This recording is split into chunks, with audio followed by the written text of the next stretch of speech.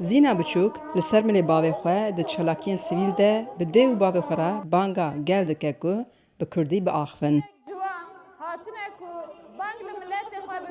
Bavê Zînê berdevkê platforma ciwanên serbixwe Ferîd Azad e.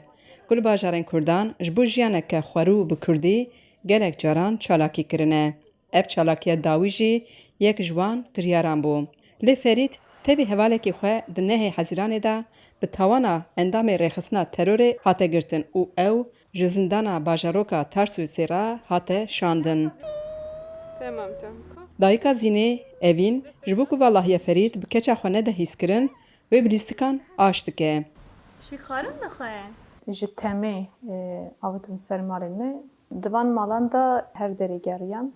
Tiştên ku dîtin tenê pirtûk bûn û alayên Kurdistanê bûn. Destê xwe nedan alayên Kurdistanê, tenê li ber çavê me wisa qirmiçan din avitin erdê.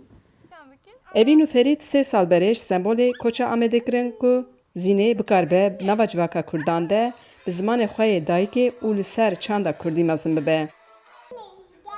Çalakiya wana pêşîn sonda axaftina bi Kurdî bû. Evîn dibêje ku platforma wan siyasî ye, lê tekoşîna ji bo ziman beşek ji armanca wan e.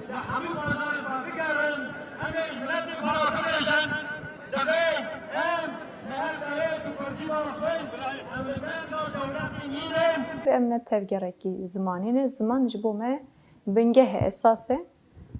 Em tevgerekî siyasî ne, lê ev siyaseta me ne di nava sîstemê de ye, em hewl didin jiyanekî alternatîv ava bikin ji bo miletê xwe, çimkî em çareseriyê di gel sîstemê nabînin. Çi em bêjin parlamentoyê, çi bêjin sîstemên wan yên perwerdeyî, di her warî de em çareseriyê di vana da nabînin. Me got divê em bi xwe perwerdeyên xwe çê bikin, em bi xwe sîstema xwe dayînin.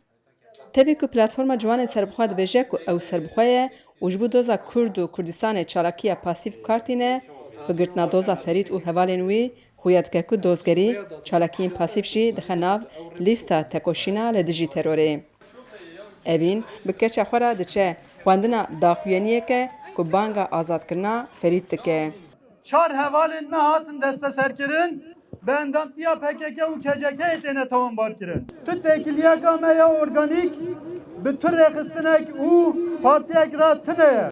Li gor kompanyên lêkolînên civakî, rewşa axaftina Kurdî li bajarê Kurdan her dişe kêmtir dibe. Tevî wê yekê, daxwaza perwerdehiya bi zimanê Kurdî jî zêde dibe. Lê platforma ciwanên serbixwe dibêje ku ji bo pêşxistina zimanê Kurdî ew dest ji çalakiyan bernadin û qebûl nakin ku xebatên wan weke sûc werin nîşandan. Evîn Azad jî diyar dike ku hevjînê wê ne sûcdar e û dixwaze bawer bike ku Zînê wê di demek nêz de bigîje bavê xwe.